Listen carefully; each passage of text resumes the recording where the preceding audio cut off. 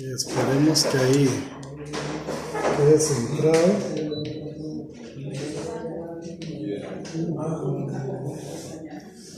Hoy vamos a arrancar con el tema de mi Dios perfecto en cuanto a la Trinidad. Mi Dios perfecto en cuanto a la Trinidad. Y bueno, la semana pasada básicamente leímos uno de los pasajes y que estuvimos leyendo allí, precisamente Mateo 3, del 13 al 17. Hay varios pasajes que nos hablan sobre esto, pero yo sé, hermanos, que no es un tema sencillo, y no solamente esto, sino también sé y tengo claro que también es un tema que en los últimos años se ha venido atacando mucho en cuanto a nuestro Dios y en cuanto a este concepto de la Trinidad de nuestro Dios. Ahí en Judas, como lo tenemos ahí en el versículo, si pudiéramos poner un texto clave, ¿verdad? Sería precisamente de Judas capítulo 1. Bueno, Judas solo tiene un capítulo. Dice: pero vosotros, amados, edificados sobre vuestra santísima fe, orando, y aquí entonces empieza a mencionar orando en el Espíritu Santo. Vea que está en mayúscula, esto quiere decir que está hablando del Espíritu de Dios. Conservados en el amor de Dios, esperando la misericordia de nuestro Señor Jesucristo para vida eterna. A los que dudan, convencen. Entonces, hermanos, vamos a hablar un poco con respecto de la Trinidad. Y como les decía, mis hermanos, esta clase no es precisamente de las más fáciles de explicar, porque es un concepto que nosotros no manejamos, ¿verdad? Un Dios en tres personas. Yo la forma quizás más folclórica que he encontrado, pero que tal vez podamos entender lo que son los tres roles en la esencia de alguien, ¿verdad? De una sola persona. Por ejemplo, en mi caso, yo soy Marvin Blanco, pero yo soy Marvin Blanco, el pastor de la iglesia. Soy Marvin Blanco, el esposo de Kissy, y soy Marvin Blanco, el papá de Ruth. Entonces, cuando Ruth viene a hablar conmigo, no me habla ni como pastor ni como esposo, me habla como papá. Y mi esposa no me habla como pastor ni como hija, me habla como esposa. Y un hermano de la iglesia no me habla ni como hijo ni como esposo, sino que me habla como oveja, o me ve a mí como pastor. Ahora, soy la misma persona, soy la misma esencia en tres roles completamente diferentes. No podemos pensar como algunos han intentado pensar que como el agua, que son en tres estados, lo hemos escuchado, ¿verdad? Pero para poder ser sólido, para poder ser gaseoso, tiene que dejar de ser sólido para ser gaseoso. ¿Me doy a entender? Y para ser líquido, tiene que dejar de ser gaseoso para ser líquido. Entonces pierden su esencia, ¿verdad? Lo que es, para hacer otra cosa. O el huevo, que hablan de la yema, la clara y la cáscara. Bueno, son tres elementos de un huevo, pero cada uno de ellos en su esencia es eso. La cáscara no llega a ser yema, ni la yema llega a ser la clara. ¿Me voy a entender? Entonces, tal vez poder entenderlo, poder explicarlo, siempre es un poco complicado, pero no es un tema sencillo, pero sí real e importante.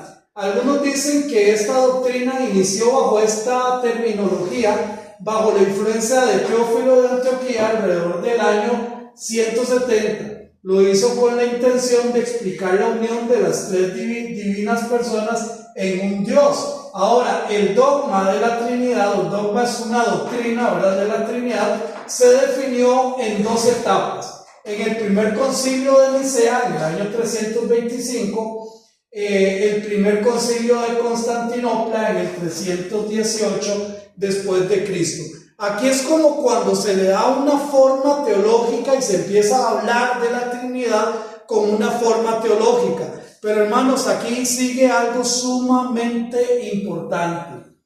Pero estos dos concilios solo se refieren a la terminología, ya que esta enseñanza está claramente expuesta en la palabra de Dios. O sea, estos dos concilios solo hablan de poder darle poder darle un término a una verdad ya implícita dentro de la palabra de Dios. No sé si me logro dar a entender con esto. O sea, es simplemente tratar de ponerle un nombre a algo que ya está en la Biblia. Si estamos atentos a la palabra, la vamos a descubrir, como lo acabamos de leer en este versículo, ¿verdad? En estos dos versículos, donde nos habla del Espíritu, nos habla del Padre y nos habla de Jesucristo en una misma manifestación, cada uno en tres roles muy distintos para nuestra edificación y para nuestra formación. Vamos a ver entonces en este estudio tres textos estaremos estudiando. Estos nos llevarán al conocimiento pleno de esta verdad de Dios, que se ha determinado como la Trinidad de Dios. Ahora, ¿podrá existir otro término mejor? Yo no lo conozco, pero tampoco lo descarto. Lo que quiero que nos quede totalmente claro es que esta terminología, podríamos cuestionar la terminología, pero no la esencia de lo que realmente es un Dios en tres personas. Dios Padre, Dios Hijo y Dios Espíritu Santo, que no es tres personas en un Dios. No, eso no es. Es un Dios en tres personas, con tres roles claramente definidos, por supuesto que por Dios. Así que vamos a empezar con el primero. Tres personas en un solo ser. Tres personas en un solo ser. Y estuvimos allí en Mateo capítulo 3. Mateo capítulo 3. Y vamos a empezar con el verso 13. El que lo tiene lo puede leer. Amén. Amén. Entonces Jesús vino de Galilea a Juan al Jordán para ser bautizado por él. Muy bien. Ahora, la edad del Señor era como aproximadamente unos 30 años, ¿verdad? Recuerden que a mí no me gusta usar, cuando uso fechas, siempre me gusta usar el término aproximado, porque siempre se dan estudios que puede hacer algún tipo de variación. ¿Quién me quiere ayudar con Lucas 3:23, por favor? 3:23. 3:23. Sí, dice: Jesús mismo al comenzar su ministerio era como de 30 años, hijo, según se creía de José, hijo de Eli. Amén. Entonces aquí vemos a Lucas dando testimonio de la edad de cuando Jesucristo inició su ministerio, que por supuesto lo inició a partir de haber bajado a las aguas bautismales. Ahora Juan, quien fue quien le bautizó, había recibido la orden de parte de Dios para bautizar, y fue por esto que Jesús caminó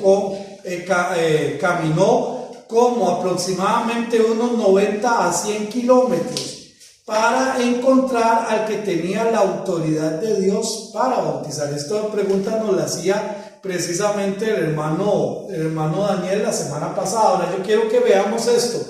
Yo no sé si usted mide esto. Caminar, porque no habían buses, porque no habían Uber, no había nada, no habían carreteras, pero imaginémonos que con las condiciones que hay ahorita, con las condiciones de unas buenas tenis, una buena carretera o focos, buenos abrigos, ¿a quién le gustaría caminar 100 kilómetros aproximadamente para llegar a hacer algo? Los que vienen de San Vito, a ver, hoy caminan como 200. Pero les gusta hacerlo. ¿Por ¿por qué Jesús caminó tanto si él era el Hijo de Dios y pudo haberse bautizado en cualquier cuerpo de agua? Jesús era el Hijo de Dios, ¿cierto o no? Él pudo haber dicho, si el Señor quiere que yo inicie mi ministerio con bautismo, me voy a autobautizar. La razón la vemos en Juan capítulo 1, versículo 33, que era el versículo que hablábamos la semana pasada, que creo que fue Naamán que me ayudó a conseguirlo. Juan 1:33, recordemos que aquí Juan el Bautista está dando testimonio de Jesucristo como el Cordero de Dios que quita el pecado del mundo. Y voy a leer desde el 29 para entender. Dice: el siguiente día vio Juan a Jesús que venía a él. O sea, ya Jesús había caminado aproximadamente entre 90 y 100 kilómetros para llegar donde Juan. ¿Cuánto duró caminando? Eso no lo podemos saber. Pero eso no se camina en un día, ni en 2 ni en 4. Probablemente una semana, probablemente más, no lo podemos saber, pero es una distancia bastante larga. ¿Desde dónde hasta dónde caminó? Desde Nazaret hasta el Jordán aproximadamente. Una distancia de 90 a 100 kilómetros. Ahora, veamos lo siguiente. Cuando Juan vio a Jesús que venía a él, dijo, ¿qué fue lo que dijo él? He aquí el Cordero de Dios que quita el pecado del mundo. Ahora recordemos que se lo está diciendo a judíos.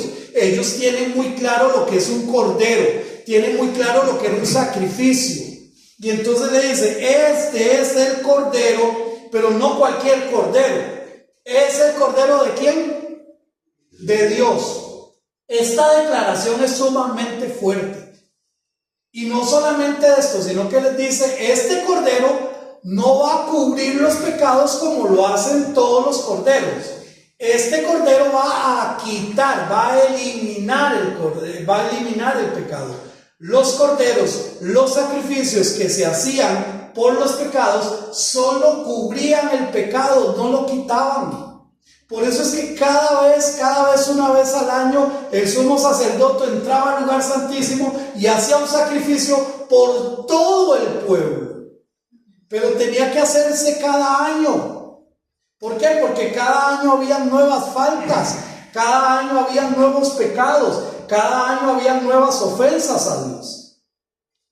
Pero este cordero ya no lo cubre, este cordero lo quita. Ahora, Juan, para poder darle forma, darle argumento a esta declaración, sigue diciendo, refiriéndose a Jesús, es aquel de quien yo dije, después de mí viene un varón, el cual es antes que mí, porque era primero que yo. Suena como un poquito ahí, como un rompecabezas. Vean que ya Juan venía dando testimonio del Cordero de Dios que iba a venir. No sabía quién era.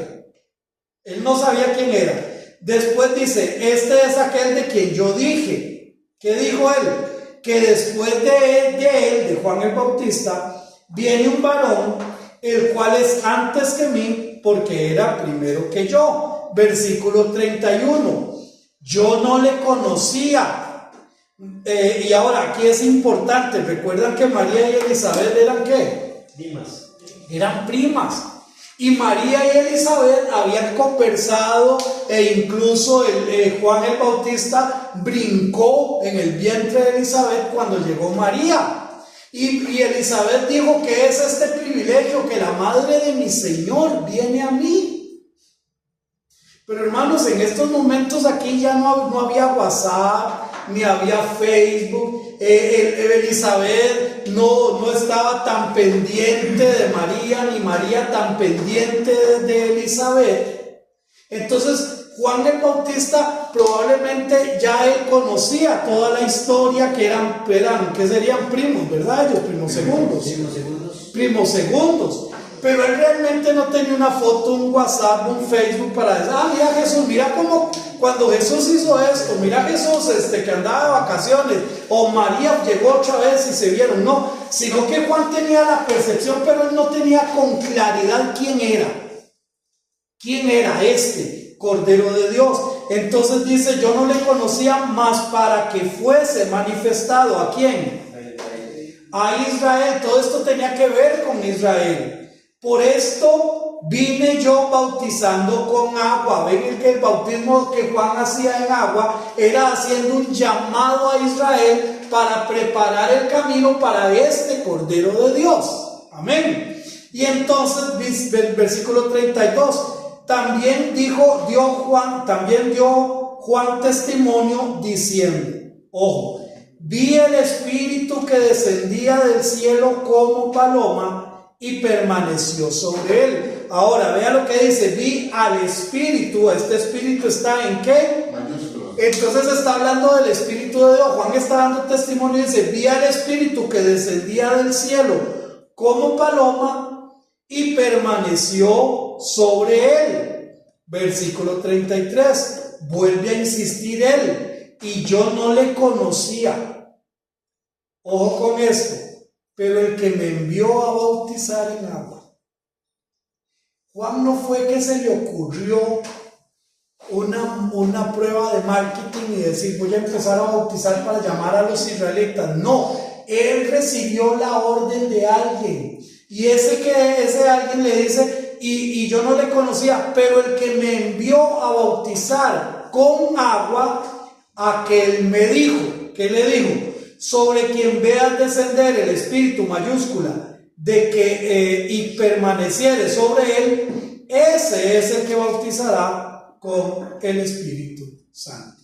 Entonces, Juan recibe una orden, ¿de quién, hermanos? De Dios.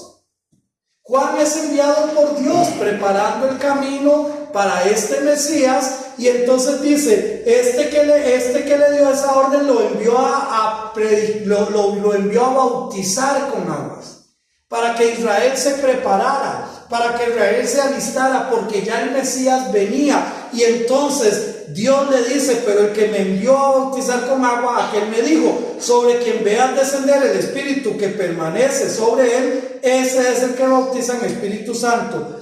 Y yo le vi y he dado testimonio de que este es el Hijo de Dios. Entonces aquí hay algo extra del tema. Jesús camina toda esa distancia porque el que tenía la autoridad de bautizar era Juan. No era él, aunque él era el Hijo de Dios. Nuestro Dios es un Dios de orden. Por eso es tan peligroso, es tan complicado cuando a alguien simplemente se le ocurre bautizar.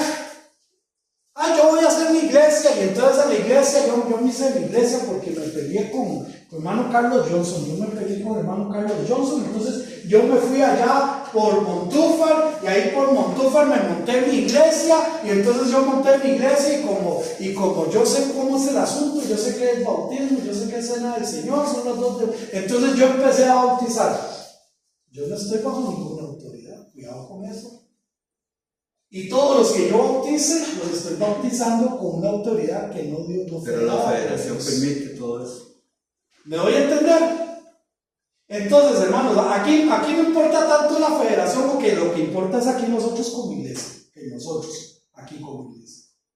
Entonces, mis hermanos, resulta que Jesús caminó entre 90 y 100 kilómetros para ir donde Juan el Bautista, porque Juan el Bautista era quien tenía la autoridad de bautizar.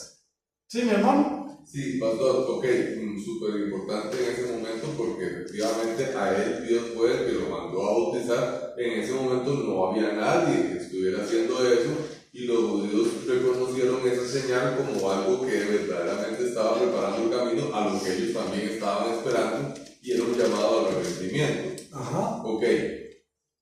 Cuando viene, por ejemplo, o la persona ¿cómo se llamaba? El eunuco que se convierte en camino, y que le dice, ok, ahí hay agua, y también que impide que Dios sea bautizado. Entonces, ya yo entiendo de una vez que Dios, cuando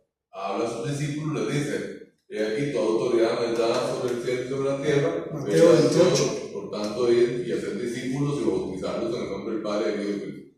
Ahora, ¿cómo pasa hoy en día, digamos, esa autoridad? O sea, ¿quién ahorita está puesto sobre esa cobertura o esa autoridad? Buenísima la pregunta. Pero me voy a devolver un punto. ¿Juan tenía la autoridad de parte de Dios para bautizar? Ya lo tenemos claro. Después de este evento vemos que Juan no volvió a bautizar. No, es Porque recuerdan que lo fue preso, después le cortaron la cabeza, manda a sus discípulos más bien a preguntarle: Jesús, ¿realmente eres tú? ¿O tenemos que esperar a otro? Y entonces Jesús les: vaya, díganle que los muertos son levantados, y es predicado el mensaje. A partir de ahí, Jesús y sus discípulos tienen la autoridad de bautizar. Y Jesús lo dice claramente: y no tanto los que yo bauticé, sino los que ellos han bautizado.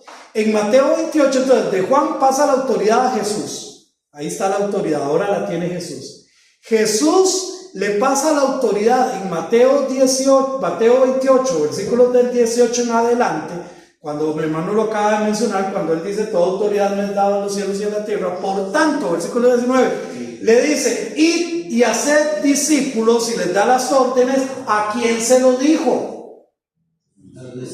¿Y quiénes eran sus discípulos en ese momento? No las personas, sino que representaban su iglesia.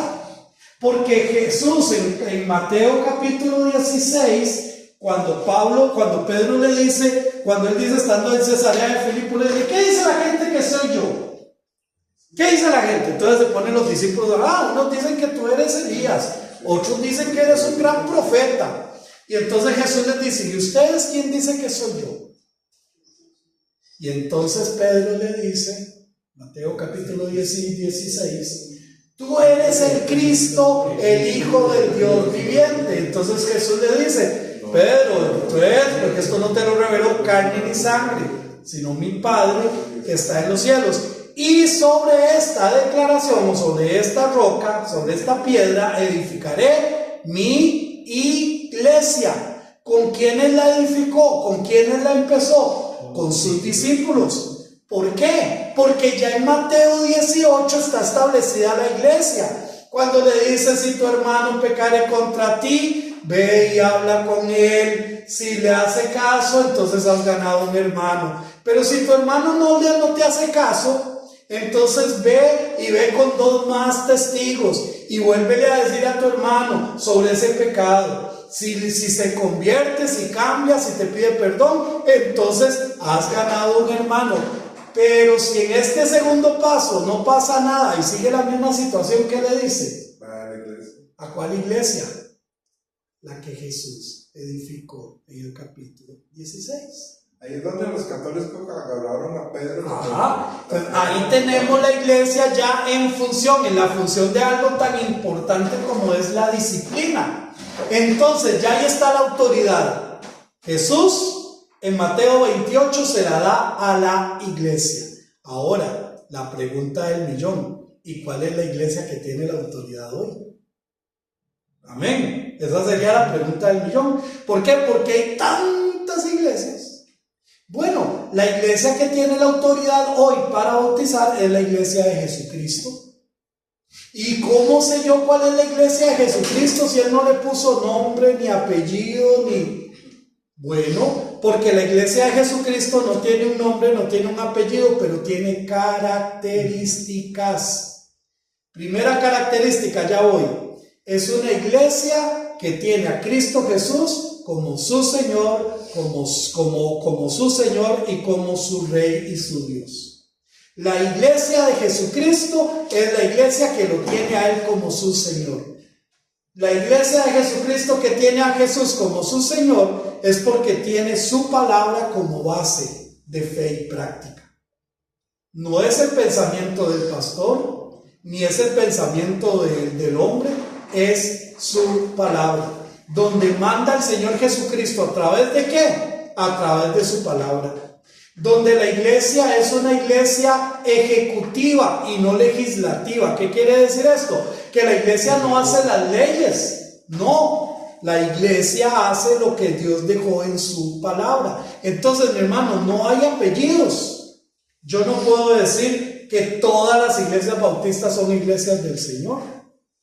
O yo no puedo decir que las iglesias del Señor son solo las iglesias bautistas. No, yo no puedo decir eso.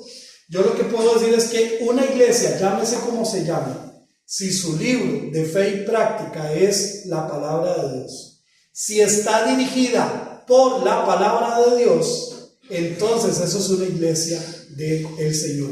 Y se puede llamar de 10,000 formas. ¿Por qué razón? Si yo voy a la casa de mi hermano Daniel, y entonces voy a la casa de mi hermano Daniel, que con toda la gentileza me invita a ir a su casa, yo no voy a llegar a decir, hermano, ¿por qué usted tiene este sillón aquí? No, páselo para tal lado. ¿Y por qué agarra el cuarto de aquí? No, ¿por qué no agarra el otro? ¿Por qué eso no sería bueno? ¿Por qué eso no sería correcto? ¿Por qué no sería correcto? Seguro su casa. Porque la casa es de Él. Entonces, si la iglesia es de Jesucristo, ¿quién manda en la iglesia? Jesucristo. ¿A través de qué manda en la iglesia? A través de su palabra, punto. Entonces, si bien es cierto, no hay nombres, yo no puedo, hermanos, vean, yo no puedo, por más que quiera, de la PIBC, aquí donde estamos, con 63 o 64, ya le doy la palabra, hermano, que no puedo dar esto ahí, con 64 años tiene la iglesia, ¿verdad? Ahora, vean el ejercicio que voy a hacer. 64 años tiene la iglesia. Digámosle que vino un misionero de 100 años a fundar la iglesia. Entonces, 164 años. Y digámosle que ese misionero fue enviado por una iglesia que tiene 500 años. Serían 664 años. Y estamos en el 2024. ¿Cómo hago yo para rellenar esos otro poco de mil y resto de años? Yo no puedo hacer eso. Pero entonces, ¿cómo yo sé si estoy o no estoy en la iglesia del Señor? ¿Es la PIBC que tiene a Jesucristo como su Señor? Sí. ¿Es la PIBC una iglesia que no se rige por reglas humanas, sino por la palabra de Dios? Sí. ¿Es la PIBC una iglesia que busca seguir realmente lo que el Señor dice en su palabra? Sí. ¿Es la PIBC el Rey y Señor de esta iglesia es el Señor Jesucristo? Sí. Entonces estamos en la iglesia del Señor. Ahora sí, hermano Carlos, perdón. No, se me ocurrió ya. Ok. Hermano Daniel. Ok, está bien, ahí vamos bien.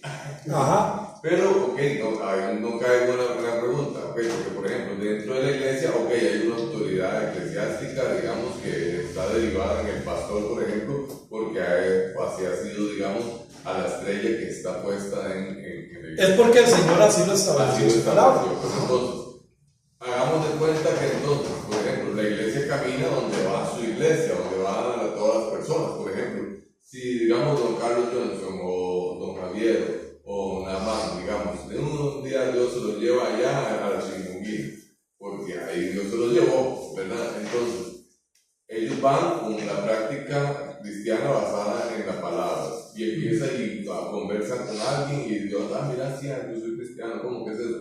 Y le empieza a dar toda la materia del discipulado y le empieza a decir, no, es que yo creo en Cristo Jesús por esto, y estas son mi norma de vida, este es mi diccionario y mi regla y aquí está todo. Y empieza una iglesia. Y empieza un poco, llega y dice, yo quiero hacer eso, eso es muy fácil. Y ya usted llega y le dice, eso es un regalo, y ponte la persona, de verdad, sí, en serio.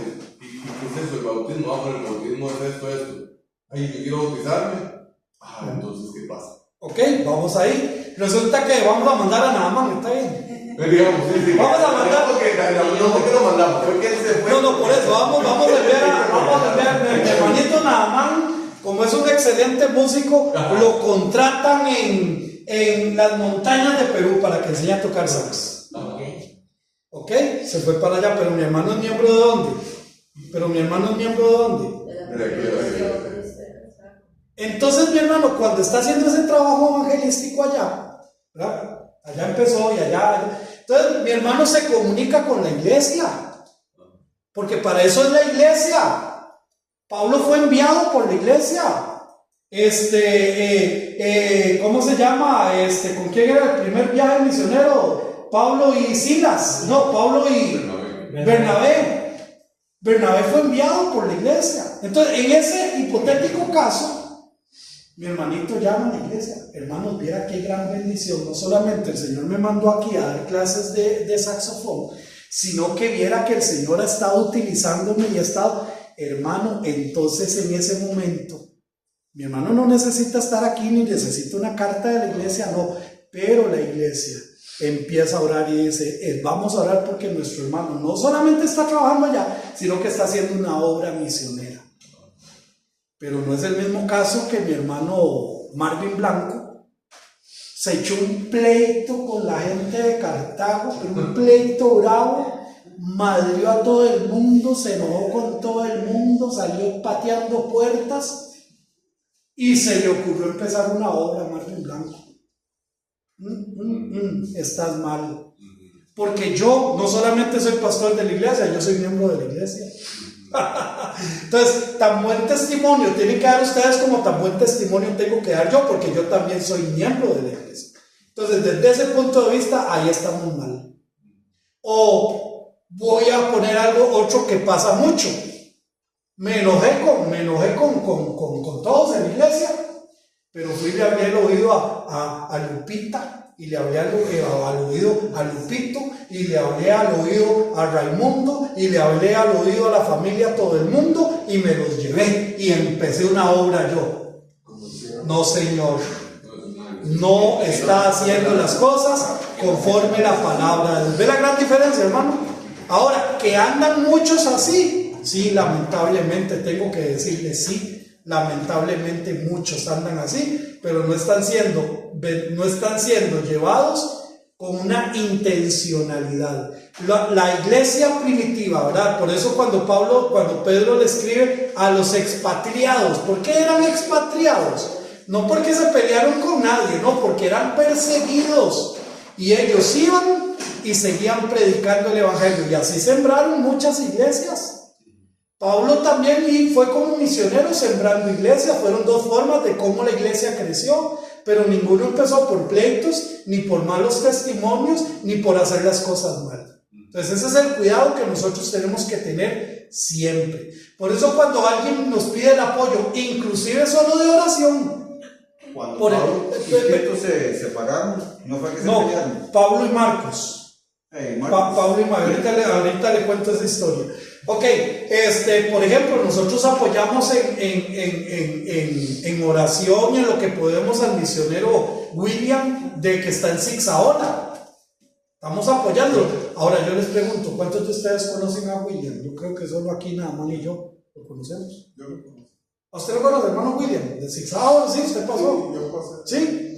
Entonces, pero eso no quiere decir que no podamos apoyarlo, que no podamos bendecirlo y estar con él y orar por él. Pero qué diferente sería que el hermano William anda por allá, porque voy a poner otro caso hipotético, que es hipotético, pero que pasa muchas veces, que resulta que por allá se encontró una muchacha más bonita y dejó a la esposa por aquí y se fue por allá y allá anda jugando casado, jugando soltero, y por aquí la esposa, y hasta que se dieron cuenta, ya cuando dieron cuenta se acabó el matrimonio, y ya el hombre, ay no, es que el Señor me mostró que yo, no, así no. O sea, hermanos, ahora la palabra de Dios tiene poder, claro que sí. Entonces, ¿puede dar fruto? Sí, pero no está haciendo las formas correctas según la palabra de Dios. ¿Ok? No sé si con eso le respondo. Sí. Excelente, vamos al versículo 4. Estamos en Mateo capítulo 3, versículo 4. Y Juan estaba vestido vamos a ver si estoy bien. Bueno, no, más bien, déjenme ver. Sí, versículo 4. Y Juan estaba vestido de pelo de camello y tenía un cinto de cuero alrededor de sus lomos, y su comida era langosta. Déjenme ver si estoy bien, porque puede que este versículo 4 sea más bien en Mateo. Juan.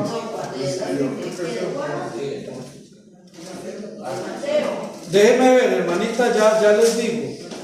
No, yo creo que sí estamos bien en Mateo. Lo que pasa es creo que es 14, más bien estoy mal. Juan, sí, el 14, tengo mal ahí cuando dice versículo 4, versículo 14. En Mateo, estamos en Mateo capítulo 3, versículo 14, perdón, hermanos. Ahí entonces, donde dice 4 es versículo 14. ¿Quién me lo quiere leer? Versículo 14 de Mateo. Insistía mucho diciendo, me es menester ser bautizado de ti, y tú vienes a mí. Ok, entonces viene Jesús, claro, el Cordero de Dios, ya Juan lo tenía identificado. Y entonces viene y le dice, pero más bien yo debería ser bautizado por usted, porque él entendía su jerarquía. ¿Recuerdan cuando digo? Porque viene alguien que es antes que mí, pero era primero que yo. Está hablando de jerarquía. Claro, él sabía quién era Jesús, él sabía que era el Cordero de Dios. Entonces Juan se le oponía diciendo, yo necesito ser bautizado por ti y tú vienes a mí. Entonces, claramente Juan no quería bautizar a Jesús, no se creía digno de hacerlo, consideraba a Jesús como superior a él, no veía necesario que Jesús pasara por este acto. Por lo contrario, Juan sentía que él tenía que ser bautizado por Jesús. Y vea lo que pasa en el versículo 15. Pero Jesús le respondió, deja ahora, porque así conviene que cumplamos toda justicia. Entonces le dejó.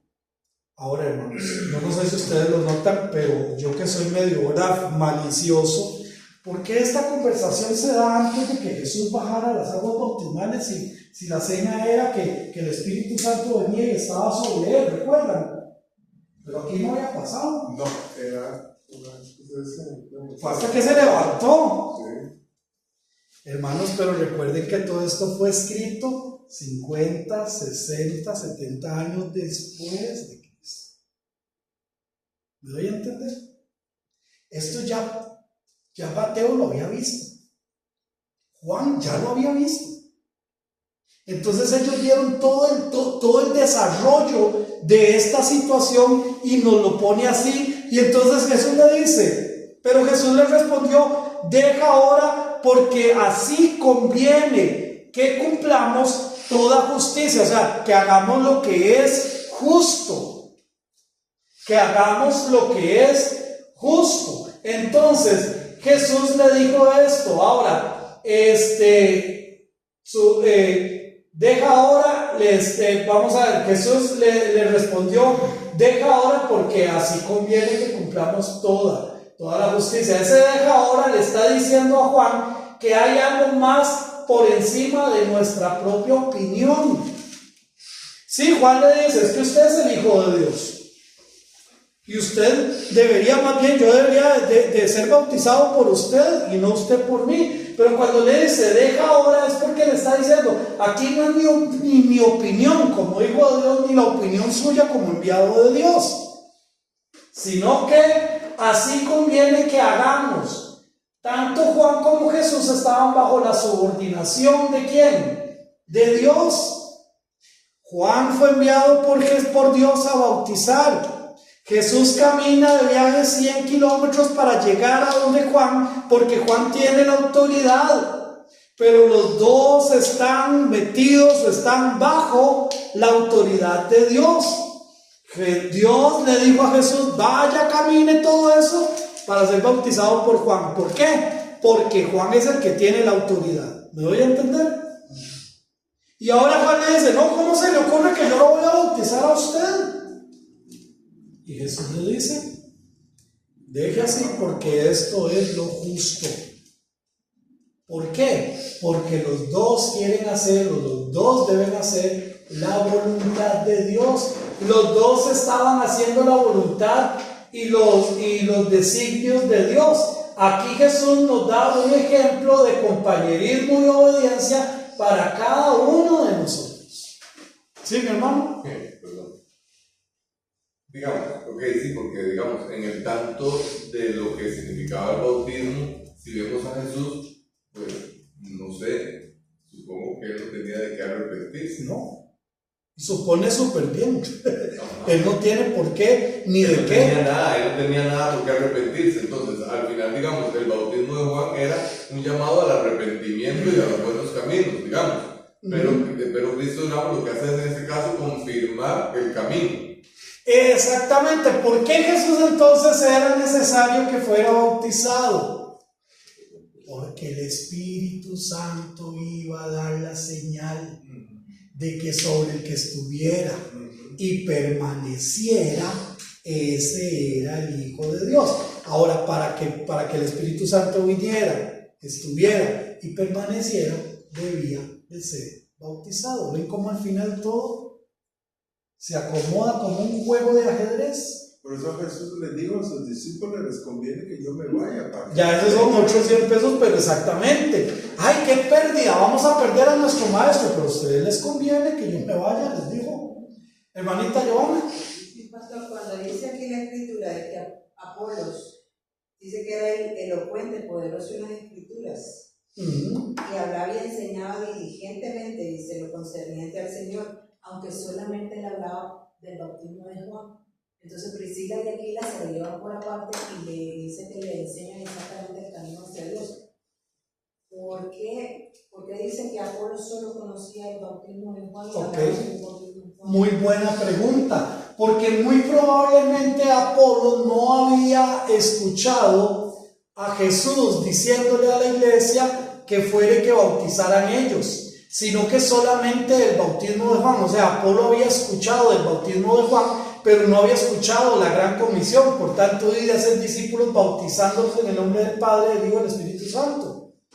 Ellos no conocían esa orden, no conocían esa normativa que ya Jesús le había dado a la iglesia, y solo conocían el bautismo de Juan. En otras palabras, ellos no conocieron el inicio del ministerio de Jesús, pero no conocieron ni todo el ministerio ni tampoco el final de su ministerio terrenal. Ellos no sabían nada de eso. Y cuando hablaban de lo que había pasado con Juan el Bautista, hablaban de aquel que iba a venir, de ese Mesías que iba a venir. Y yo, por ejemplo, Apolos decía probablemente, y yo mismo escuché a Juan que bautizaba en el Jordán, y Juan decía, vengan, arrepiéntanse porque viene el Mesías. Pero ellos no sabían que ya el Mesías había llegado. Ellos no sabían que había pasado esto en el Jordán con Jesús. Ellos no sabían que 3 años después Jesús iba a dar esta orden a la iglesia. Entonces, cuando Priscila y Aquila lo oyen a él predicando, enseñando de una manera elocuente, va a venir un Mesías, es tiempo de arrepentirse, es tiempo de buscar de Dios, todo eso era elocuente, pero le faltaba la otra parte de la historia, que fue la que le contó Aquila y Priscila. Y cuando ellos aceptan esto, el Espíritu Santo viene también sobre ellos, porque ya el Espíritu Santo se había derramado en Pentecostés y ellos no tenían ni idea de todo esto que estaba pasando, porque ellos escucharon la primera parte, Juan el Bautista, pero no habían escuchado todo lo demás que había pasado. Recordemos que aquí no habían reporteros, aquí no habían noticieros. O sea, Jesús sanaba a alguien, se daba cuenta de los que estaban allí, la familia del que sanó, como cuando decían, este no es el que pasaba aquí mendigando. Así, pero Jesús lo sanó, pero no había reportajes sobre eso. Entonces, Aquila y Priscila estaban ellos ya en las tierras griegas y ya ellos no sabían nada de lo que estaba pasando. Hasta que llegaron Aquila y Priscila y le contaron todo. Y entonces, ¿en serio? Él predicaba por un Mesías, ya vino, hizo esto, gloria a Dios, aceptaron el mensaje, el Espíritu Santo lo sella, y ahora sí, vaya, prediquen, no solamente con elocuencia, sino con el poder del Espíritu Santo, que es lo que tenemos precisamente nosotros. Muy bien, entonces Jesús le da una gran lección. ¿Cuál lección? Hagamos las cosas como Dios quiere que las hagamos. Amén. ¿Por qué tomamos la cena del Señor con el fruto de David y con un pancito sin levadura? Porque así el Señor lo enseñó. ¿Por qué bautizamos en agua y hacemos la simbología de muerto el pecado, y vivo a una vida nueva. ¿Por qué lo hacemos así? Porque así Jesús me enseñó. ¿Por qué decimos que Él es el camino, la verdad y la vida y que nadie viene al Padre si no es por Jesús? ¿Por qué decimos esto? Porque así Jesús me enseñó. ¿Por qué decimos que Él va a regresar? Porque así Jesús, ¿me doy a entender? Eso es una iglesia del Señor, una iglesia que enseña la palabra de Dios, no lo que piensa el pastor, no lo que piensa la junta directiva, no lo que piensa la iglesia. Vamos a hacer una reunión, hermanos, para ver, voy a poner un caso extremísimo, que yo sé que jamás, pero bueno, vamos a hacer una reunión para ver, como ya en Costa Rica desde el año 19, aquí tengo un abogado, si me equivoco me dice, pero desde el 2019, en mayo de 2019, se aprobó el matrimonio de personas del mismo sexo. Entonces, como somos una iglesia moderna y de acuerdo a los tiempos, y Dios es amor, entonces como iglesia vamos a votar para ver si aceptamos el matrimonio con personas del mismo sexo. ¿Ustedes creen que si vota la mayoría que sí, o si vota la mayoría que no? No me importa cómo voten. Ya el Señor dejó establecido cómo es el matrimonio. Aquí en su palabra lo dejó establecido.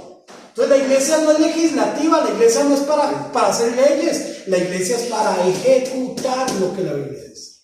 ¿Y qué si pasa eso? Deja de ser la iglesia del Señor. Deja de ser iglesia del Señor, se convierte en un candelero más que anda por ahí, según lo que dice la palabra del Señor en Apocalipsis. Amén. Muy bien. Versículo, estuvimos en el 14, 15, ahora vamos al 16. Y Jesús, después que fue bautizado, subió luego del agua, y he aquí los cielos fueron abiertos, y vio al Espíritu de Dios que descendía como paloma y venía sobre él. Ahora, y Jesús, después que fue bautizado, subió luego del agua. El acto del bautismo fue realizado. Por eso ¿por qué nosotros bautizamos donde hay suficiente agua? Porque tiene que haber suficiente agua como para que el que fue bautizado pueda subir del agua. O sea, estuvo sumergido. Ay, hermano pastor, pero es que viera que mi abuelita, ella nunca fue bautizada y ella quiere ser bautizada, pero verá que ella anda en silla de ruedas y está hecho un puñito de hueso. ¿Usted no cree que podamos ir y le echamos agüita en la cabeza para que mi abuelita sea bautizada? No. ¿Pero por qué no, pastor? Porque la Biblia habla de sumergir, no de echar agua en la cabeza. Ay, hermano, pero ¿y si se muere? No hay problema, el bautismo no es para salvación. El bautismo es un acto de obediencia a Cristo Jesús, punto. Una anécdota, mi mamá murió de cáncer de pulmón, pero antes de que ella muriera, ella fue bautizada con una enfermedad. Entonces nosotros la llevamos en una silla de ruedas y la bautizamos en el mar. Buscamos una parte un poquito profundo y la sumergieron. Fuimos completamente con así y todo y la levantamos. Sumergir como tiene que ser. Entonces, hermanos, a veces la gente dice, pero es que pobrecito mi abuelo, pobrecito mi primo. No, es que no hay pobrecito, es que vean, entendamos una cosa, el bautismo no es para salvación, no lo es. Para salvación cree en el Señor Jesucristo, punto, eso es todo lo que necesita. Bueno, y lamentablemente, ¿y si no se pudo bautizar? ¿O acaso el hombre que estaba guindando en la cruz se pudo bautizar? No. Y sin embargo, ¿qué le dijo Jesús? Hoy mismo estarás conmigo en el paraíso. Es aceptarlo. Entonces, hermanos, ay, hermano, pero es que, porque usted es tan pragmático, porque es que no soy yo, es la palabra de Dios, me doy a entender. Yo no fui el que puse las reglas del bautismo, no fui yo. Entonces, ¿es un requisito o se puede obviar? Es un requisito para el cristiano, para una manifestación, pero no es para salvación. No, para salvación no es. ¿Ok? Entonces, hermanos, por ejemplo, vamos a una costumbre que se daba aquí en la iglesia. Aquí en la iglesia se daba la costumbre de que en la cena del Señor estaban las uvitas. Qué lindo las uvitas. Pero ¿dónde dice la palabra del Señor que tiene que haber uvitas para los niños? No, ¿verdad? Entonces, cuando vinimos de pandemia, lo primero que yo le dije a los diáconos, no hay más uvitas. Y por ahí alguna mamá preguntó, hermano, pero ¿y las uvitas para los chiquitos? Si usted la quiere traer desde su casa, 2 uvitas, o es más, si usted quiere y no las puede comprar, yo se las traigo, no hay ningún problema. Y usted se las da a su hijo como usted quiera, es un asunto suyo con su hijo o su hija. Pero la iglesia no va a propiciar cosas que no están en la palabra de Dios. O sea, usted me podrá decir, ay hermano, pero es que no es mi cena. Cuando yo hago una cena en mi casa, me doy a entender, yo invito a quien sea y comemos lo que sea, no hay ningún problema, pero la cena no es mía, es del Señor. Y en la cena del Señor, Él estableció fruto de la vid, que incluso el término vino para algunos les choca, pero el término vino era eso, era vino lo que había, solo que había vino fermentado y había vino sin fermentar. Y aquí estamos hablando del vino sin fermentar, que es el que representa la sangre. Y el pan sin levadura, porque la levadura representa el pecado. Entonces, pan sin pecado, el cuerpo de Cristo sin pecado. Después de ahí, si alguien quiere celebrar la cena con Fanta uva, si alguien quiere celebrar la cena con galleta soda, si alguien quiere celebrar la cena con pan integral, problema de ellos. Mientras yo esté en la iglesia, se va a celebrar de esta manera, porque así fue como el Señor la estableció. Y es su cena, no es mía, ni es la cena de la iglesia. Eso es una iglesia del Señor. Amén. Muy bien. Entonces le dice, y he aquí, después Jesús que fue bautizado subió luego del agua, el ejercicio de la obediencia de sus siervos se ejecutó. ¿Por qué? Porque Jesús fue bautizado, Juan lo bautizó, y dice el versículo, y he aquí, ya cuando eso se realizó, esta frase nos induce a una reacción de parte ahora de Dios. Dice que los cielos fueron abiertos y vio al Espíritu de Dios que descendía como paloma y venía sobre él. ¿Sobre quién? Entonces veamos aquí las 3 participaciones. El Espíritu de Dios, y vemos que venía y descendió sobre él. En este acto vemos aquí a 2, donde tenemos la participación de Dios. Cuando se oye una voz del cielo, ¿qué decía? Este es mi Hijo amado, a él. Entonces tenemos aquí al Espíritu, pero vamos a verlo aquí. El Espíritu Santo vino sobre Jesús como evidencia que este era el Hijo de Cristo, el Hijo de Dios, el Cristo. Recordemos que el Cristo es una forma griega para decir el Mesías o el enviado, ya lo leímos en Juan. Ahora Jesús está siendo equipado por el Espíritu Santo para hacer la obra mesiánica. El Espíritu Santo ahora mismo nos capacita para enseñar y testificar de esto mismo del Mesías. Y aquí vamos a ir a Juan 15:26 para ir cerrando. Oiga, qué pequeñito se me hizo el tiempo. Juan 15:26, el que lo tiene lo puede leer, por favor. Amén. Pero esto es para que se cumpla la palabra que está escrita en su ley: sin causa me aborrecieron. ¿Ok? Entonces, está escrito allí, el Espíritu Santo ahora. No, es el 26. El 26, sí. Pero cuando venga el Consolador, a Ok. quien yo os enviaré. Ese es. Pero cuando venga el Consolador, a Aquí. quien yo os enviaré del Padre, el Espíritu de verdad, el cual procede del Padre, él dará testimonio acerca de mí. Ahí está Jesús diciendo, ¿el cual procede de dónde? Del Padre.